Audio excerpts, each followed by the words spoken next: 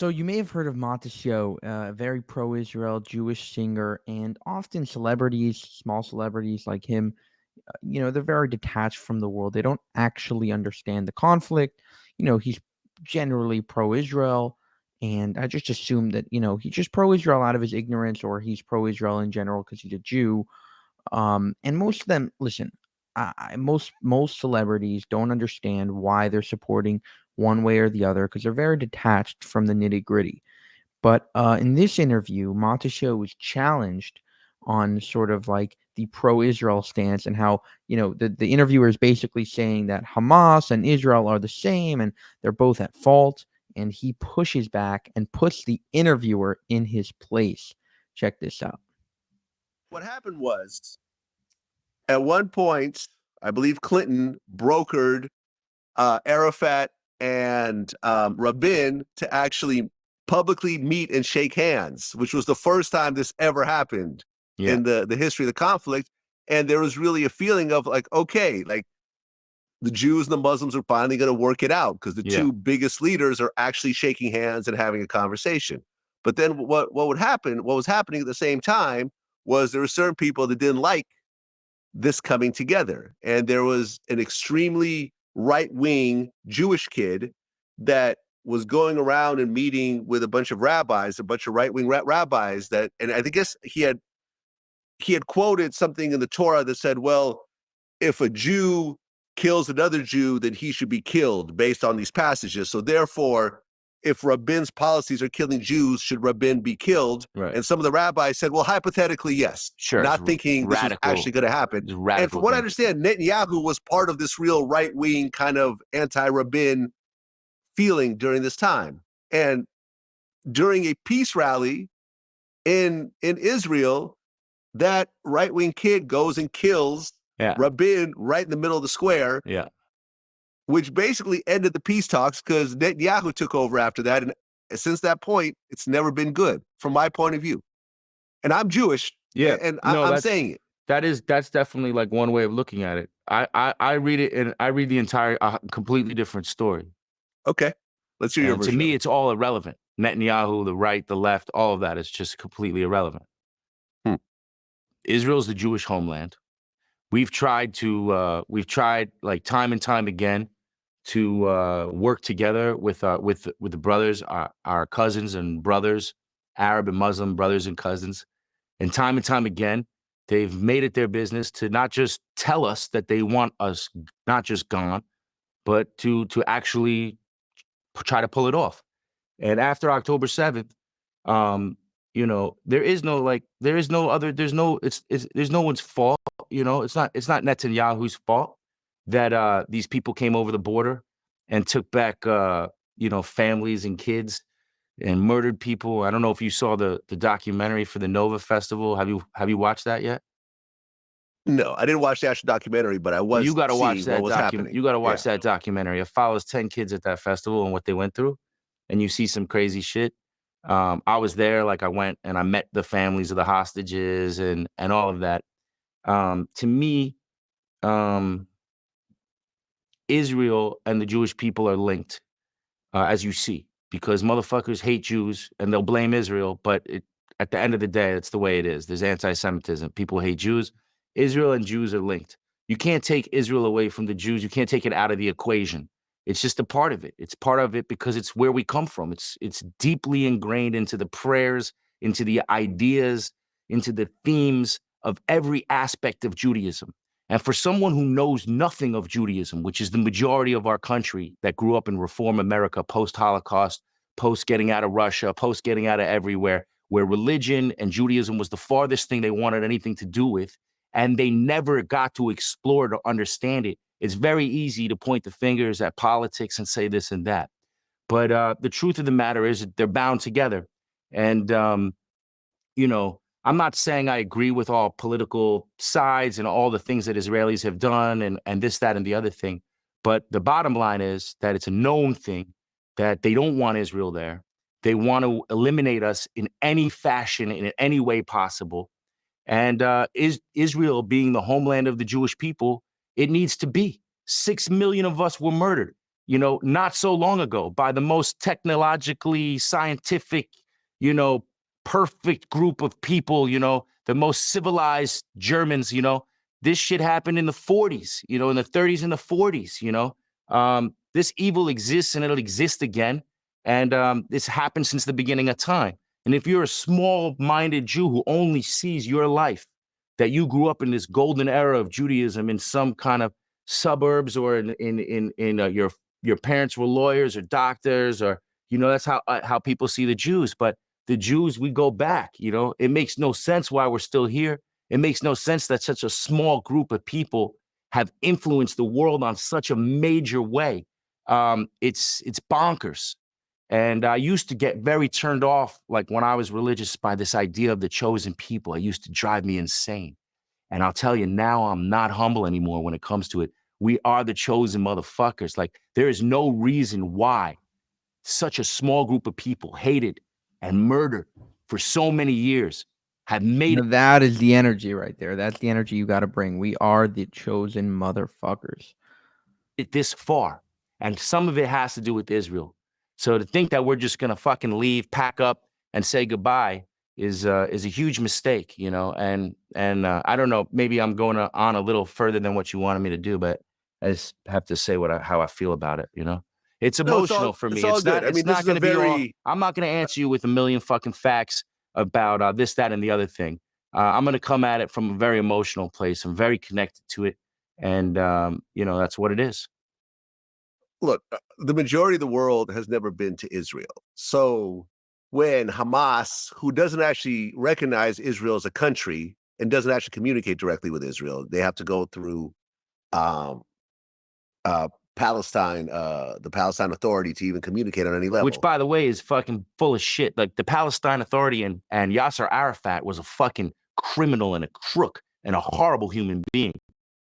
So the idea that, like, he was this, you know, the peace was happening is a bit of a stretch, I think. Okay, you know? fair enough. Fair enough. I'm just talking about the stories that I've studied. Yeah. But look, I want to say this because, you know, with the anti-Semitism and everything that's happening, the majority of the people have never been to Israel and really don't understand. Israel is a full-blown first world country, extremely advanced, skyscrapers, major cities. Gays Israel have rights. is not going anywhere. Right, I've been there, I think, 3 times. Right, To gays have say rights. that Israel's going to go away and so forth, that's like saying California is going to go away. Women It's have not rights. going anywhere. Yep. It's, You know, and that's not just my opinion. It's the reality of the economy and the structure of the country itself. Yeah. Now, I don't. When the Hamas attack happened, you know, 2,200 rockets got launched. 3,000 Hamas soldiers breached Israel. 1,139 people, including 815 civilians, were killed, mostly at the festival. 251 people were kidnapped. That was horrific. The response from Israel and the number of civilians that were killed in Gaza and so forth, I felt was horrific as well. I felt that it was extremely heavy-handed and it didn't need to happen in that fashion. I feel that there's fault on both sides. human shields. You understand the concept, right? These are I not understand, armies but battling. And now watch his response. Watch how he literally destroys this leftist Jewish argument that's been going on for a long time. How, you know, we're allowed to say that Israel has the right to defend itself, but when it does defend itself, essentially there's a problem. You know, everything has to be to a specific code according to international law, according to fake morality. When in reality, Israel's surrounded by hostile neighbors and is just trying to survive. Check out Netanyahu's response. you have to work around those human shields to a certain degree because you are killing Sure. those humans who have nothing to do with the conflict. Except that they are cheering in the streets. You know, so there is a question as to, at the same time, there are videos of Gazans saying, free us from Hamas, get us out of here. You know, so Right. It is a question. I haven't been to Gaza. I don't really know what the people of Gaza feel, but I see some shit. You know, you have to kind of judge to some extent. You know, but you know, it's just like a serious thing. So let me ask you a personal question, right? I don't know if you have a family. Let's say you live in New York City, right? In New Jersey, there's a group of fucking maniacs that want you dead. They come into your house on Saturday morning when you're unarmed. They shoot your fucking wife in front of your head. They put your babies in an oven and make you watch them while they burn in an oven. Then they take you back to a tunnel where they keep you for 300 days and shoot you in the head, right? Let me ask you, if this happens to you, what are you going to do? You're going to go to fucking Jersey and look for your family if they're held hostage, and you're going to do whatever the fuck you have to do. You know what I'm saying? This idea that we're supposed to just sit back. I mean, bro, don't get me started, man. I'm not saying that everyone's supposed to sit back. I understand what you're saying, but as of what are we supposed to do? All the bombs are in schools. They're all fucking under. They're all in schools. They're all underneath schools. They're all in fucking bedrooms. Missiles underneath kids' beds. I get it. Tunnels. The tunnels are under the schools. I understand conceptually what's happening. They fucking send a memo. They tell people you got to leave.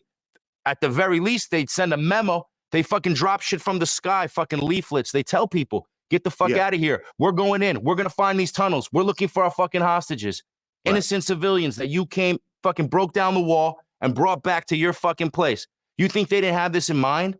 This is exactly what they want. They're a fucking death cult. They are a death cult. They want their people dead.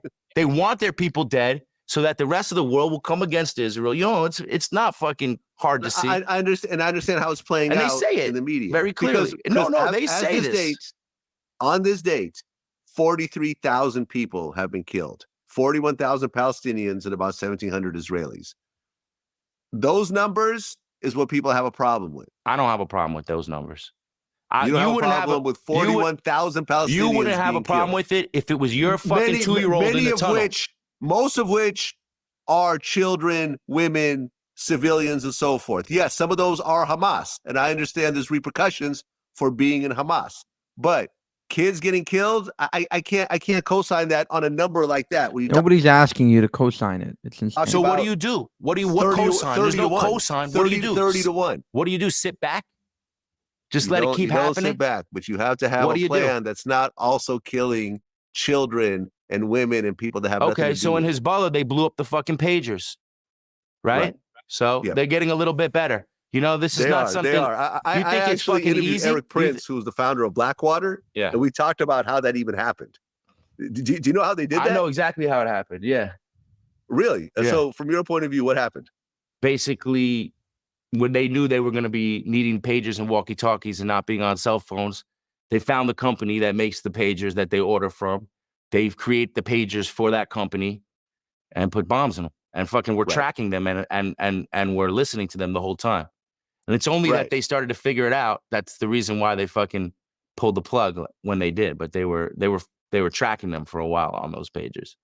Yeah, that's exactly it. Because when me and Eric Prince talked about that, because everyone's thinking like somehow Jews found some sort of technology to blow up anyone's cell phone and stuff like that. And I'm like, no, it doesn't work that way. You have to put an actual bomb in that device during the supply line creation of that device. Yeah. So that's what happened. That's the Mossad. That's some genius fucking shit. But you know what? You know, with Hamas, maybe, I don't know. I'm not in the government. I don't know why they weren't prepared on October 7th. I don't know why they didn't know where those tunnels were, why they hadn't taken them out ahead of time, you know, but there is a whole situation going on. You know, it's like, I don't know that anybody, you know, a lot of people can complain and say, how could they do this? How could they do this? But I don't know that anybody knows of another way that they could have pulled off, you know, to eliminate Hamas. There's no question that has to be done. It has to be done. You can't live next to a neighbor who has kidnapped your family and is holding them in their house and just continue to live and pretend it didn't happen. You got to go into their fucking house and find your fucking family and bring them back and destroy those fucking people so that they won't do it again, because it's in their fucking charter. They're going to continue to do it till the end of time. Right. I mean, there's still currently 97. All right. So that was that was his retort against that Jewish leftist. And, you know, a lot of people have this sort of uncomfortability. You know, they don't want to co-sign, like he said, they don't want to co-sign the deaths of 40,000 people. But what they're not understanding is that, again, you have to look at it like Hamas is responsible for those casualties. Hamas bears the responsibility. Hamas, Hamas should be defending its own civilians. It's not a sovereign state, and therefore it uses its civilians as human shields. Israel has not only provided both food, water, medical supplies, emergency aid. You drop leaflets, like you said. They, they just do everything, create safe zones, every single thing to avoid civilian casualties, and yet the world labels them a genocidal state, which is insanity. And Mattisyahu with some amazing moral clarity here. And it's freeloading. He's not beating around the bush. He's not, a lot of people will just like sort of use nice language. He's telling it like it is. He's telling it from his heart. And it was incredible to watch. For more, subscribe to this channel, Jewish Uncensored. If you want to support us further, you can subscribe to our channel memberships right here and help us get you that more exclusive content that you can enjoy that as well.